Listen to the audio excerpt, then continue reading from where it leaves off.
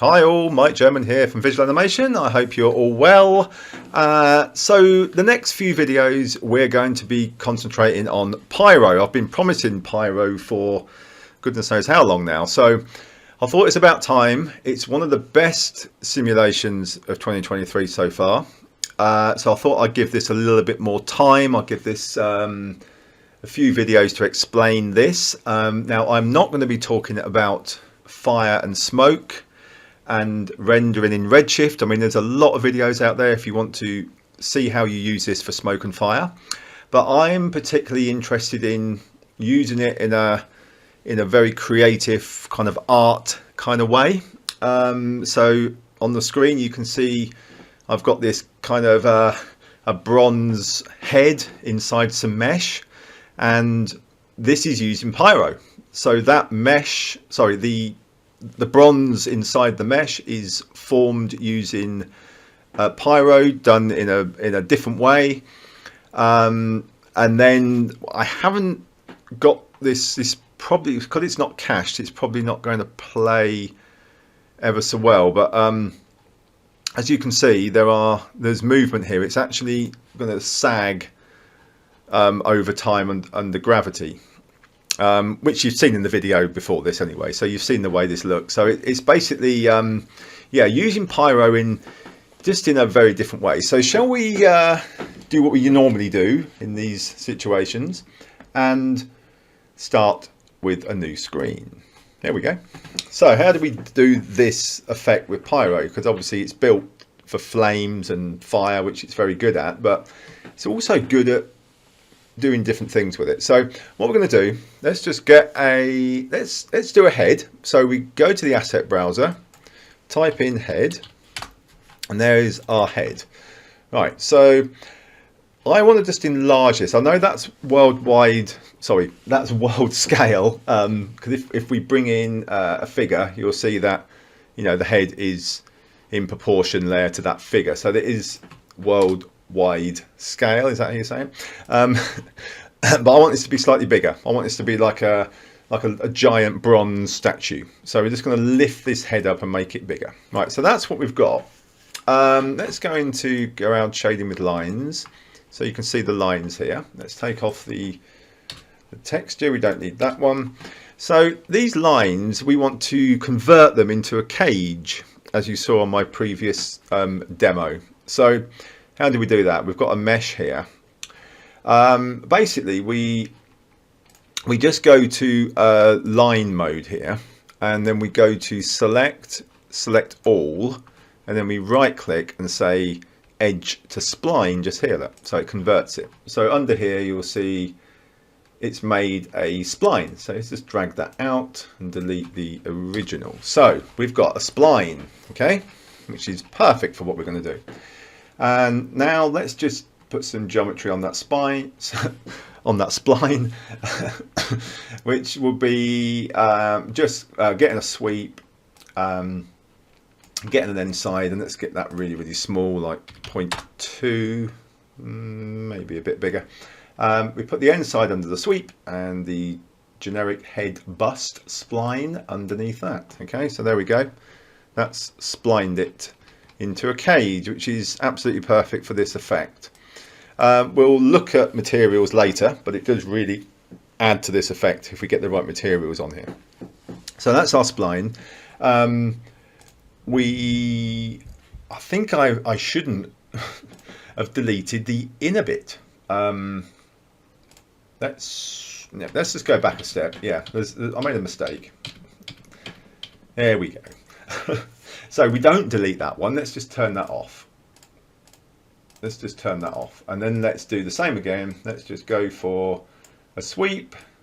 Sorry about that. I mean, I should know by now. I've had a couple of goes on doing this, so I should know. Anyway, we put that under there. We put the spline under there, and there we go. We're back to where we were. not much of a problem. So we've got our mesh, and if we turn on our actual geometry for the bust, you'll see that fits there nice and perfectly. So what we're going to do, we're going to add Pyro to this geometry here. So if we just turn off the spline, we're going to add it to just this head. Okay, so let's come out of those lines a minute. There we go. So what we do is we right click and simulation Pyro. Okay, so if we just play this, what happens? Obviously it's a big fireball, so we don't want that. We need to turn off most of the settings that's in there actually. So let's walk through how to do it. Let's get our Pyro tags together. There we go. So we've got this one, which is the Pyro tag that's on the bus, and then we've got the kind of main menu for Pyro as well. So let's make a few adjustments. First of all, with the tag. So let's bring the voxels down to say 2.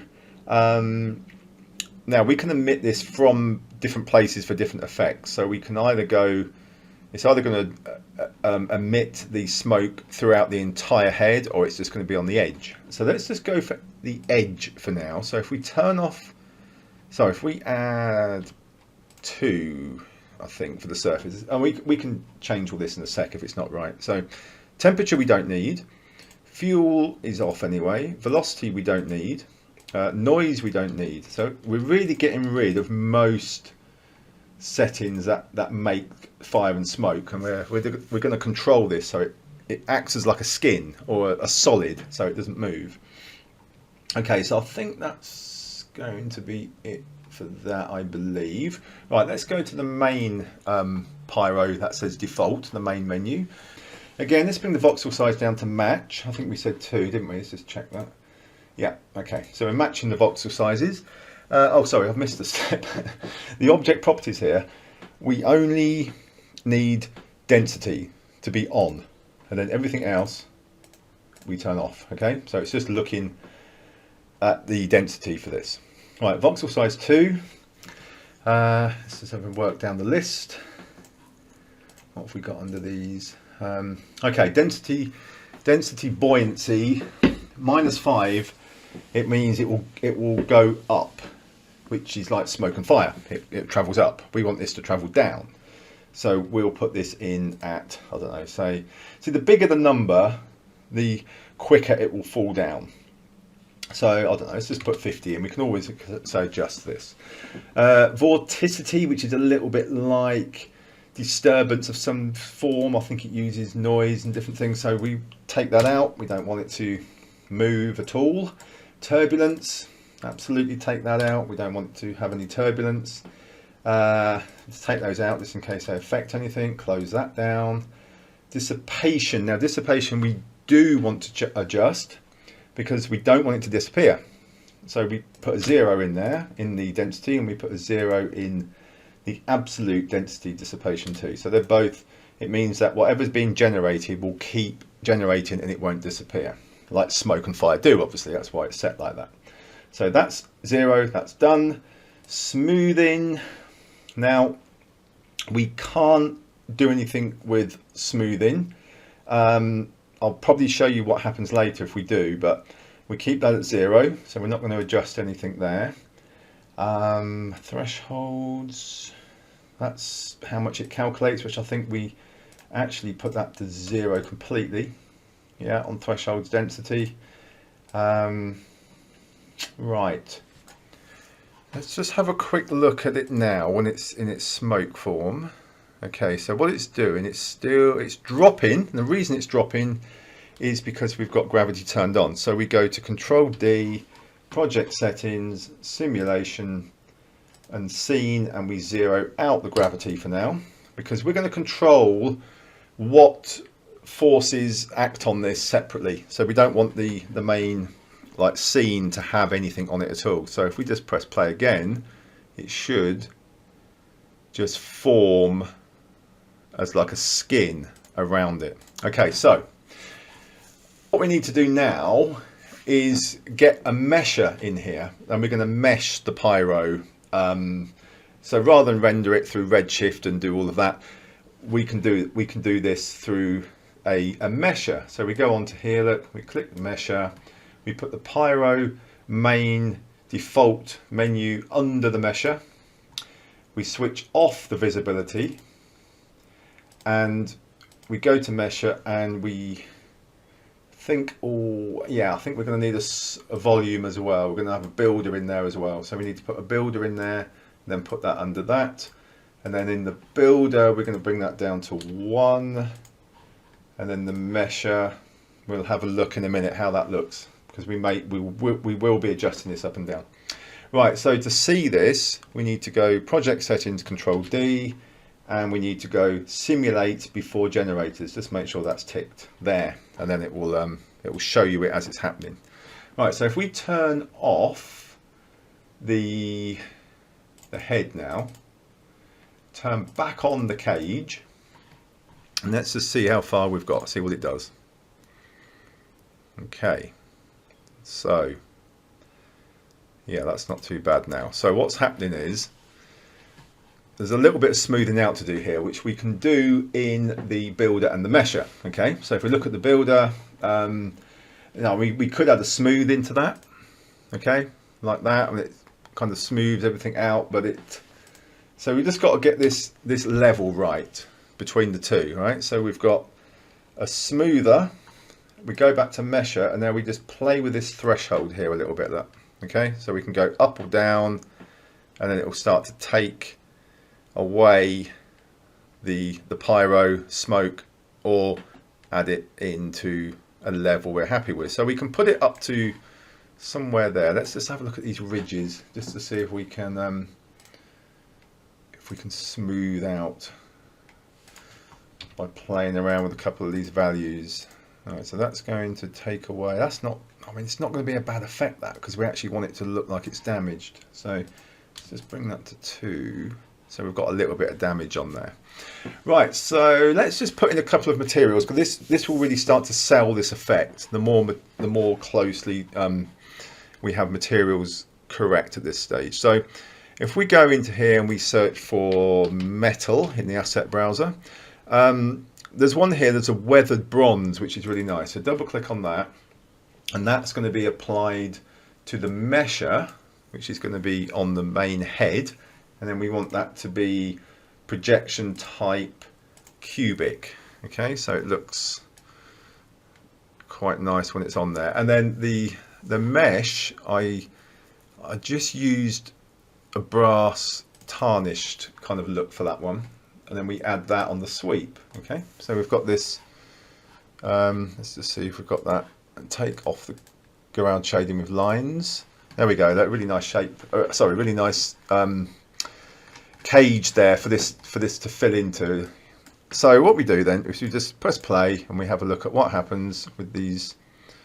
All right, so that's growing. Oh, okay. So what we want then, another setting to change here, is on the Pyro tag itself, we're saying our density, so it's going to keep adding more smoke layers if we do that. So what we want to do really is at the beginning, at 0 on the timeline, we want to say, let's have, I don't know, 5 and set it as a keyframe. And then let's move forward just a couple, I don't know, frame 3 or something like that, and then 0 that out. So it's, and then record the keyframe again. What that's going to do is it's just going to build a layer of smoke onto this object, and then it's going to turn off so it doesn't produce any more. Okay, let's see what that effect's like.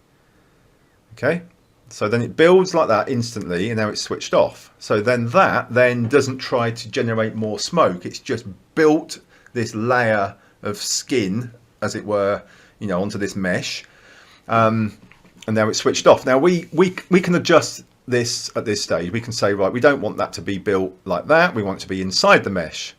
So we can take our head here, and we can just shrink it down a little bit, you know, just scale it inside, just a little like that, and then lift it up a little bit so it's kind of more centered in there, and switch off the visibility of that.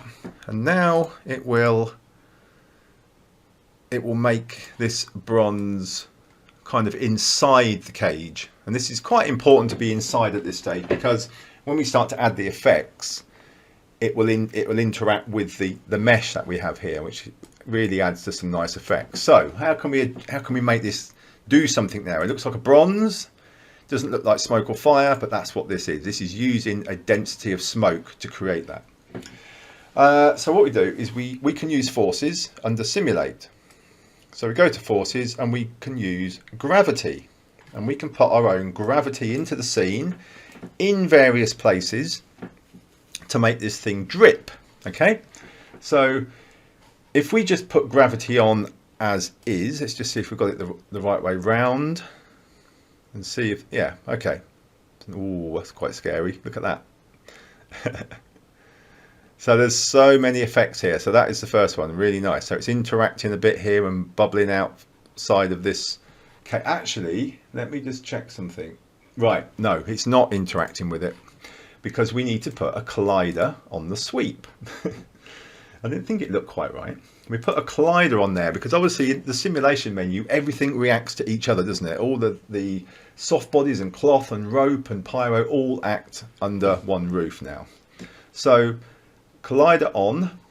Let's give that another go and see what this does. Okay, it's actually colliding and not building it. Look at that. That's a very unusual effect, isn't it? So we've got the, I think, let's just make sure we've got that. Let's try putting it there. I don't think that's going to work. No, I think it's in the right place. We just need to make some adjustments to things now. Right, so let's go to the mesher and let's build the mesher out and just see what this does. All right, and while it's on the screen like that, this is when you can play with some settings on here. So we could take out smooth. Here we go. This is looking good, right? So let's go back to mesher and then let's just try moving this about now.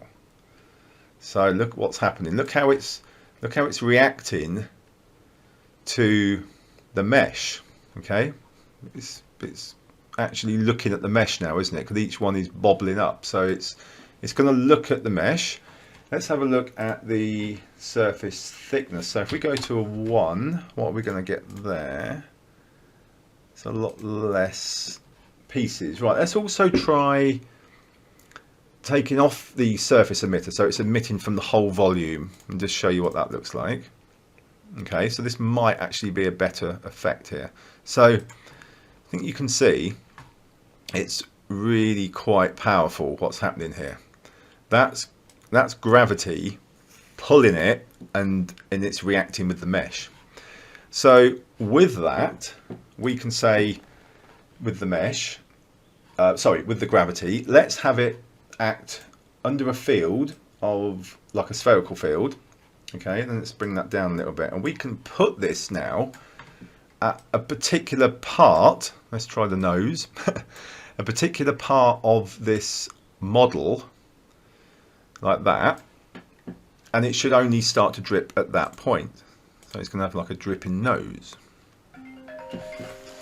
And you can see just by adding this spherical field in certain places is we can have things drip like this, you know, where we can control where it comes from. Okay, so if we move that up to the top, and then if we reverse the gravity, so we go onto object and we put a minus in front of that, that will then, with any luck, actually bring this up, you see. So it looks like a very crazy hairstyle that's pulled through. I mean, this is so powerful, isn't it? You know, when you start to look at what you can do with this, how you can manipulate this pyro taglet, we can get these weird and wonderful things happening. And what I did with this as well is I said, right, let's have the gravity, I don't know, initially going up like this. So you just let it play for a few frames, watch it just kind of go up to there, and then stop it, and then keyframe it, and then, I don't know, move it forward a couple, and then let's go the other way, take the minus off, and then keyframe it. And that's so good about this, isn't it? You can keyframe things to happen and then happen a different way. It's very, very user-friendly the way cinema's working these days. It's very good. So what happens now, though, is it will come up to a certain point, and then the gravity will then switch. So these won't continue to go up. They will get to a certain point. And I think I've got this right. Yeah, I think are they slowing down? They're starting to come out of the side of the head now. I think maybe we need to go a bit stronger. Let's go like 2000. Let's really crank this thing up and see what we can do. So it's going to push them up initially, and then if we look at the acceleration here, it's now dropped the other way to 2000. Let's see if that's going to give us. Yeah, I think what's happening is, if you can see it on the head, look, it's actually starting to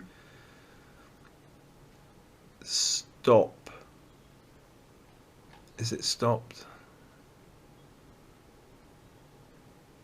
Yeah, I think it's going to start dropping. I think it actually is. We're not really seeing the angle. Look at that. Look at that. It's actually dropping right down inside the head. Look. So you've got this kind of continuing, because it's just bursted out the top like a volcano, and then we've turned it off the other way, and suddenly then the rest of this emitter, you know, which is only looking at this area, is then dropping all the rest of it downwards. Okay, so it's going through the volume. So it's like a massive thick volume of smoke, and you've just pushed something like a force straight down the middle, and it's now pushing it all out the side of the mesh, and then obviously dropping that through the bottom as well, you know, because it's forcing it in that direction. I mean, this is something to play with, isn't it? So I thought what I'd do is, there's going to be a few of these. This is today's, you know, looking at it like this. We've got loads of other ways we can use Pyro, which is coming up in the next video, which isn't viral smoke, and it's not redshift. It's all going to be volume meshed and built with smoke and fire, but done in a more of a kind of a modeling, liquidy sort of look. So look out for those. They're going to be, this is like part of a little series I'm doing at the end of the best of the simulations. So I hope that has given you some things to work with. You know, just experiment with this crazy plugin. It is really, really quite nice, isn't it? Right, my name is Mike German. I hope that's been helpful. Take care. See you. Goodbye for now.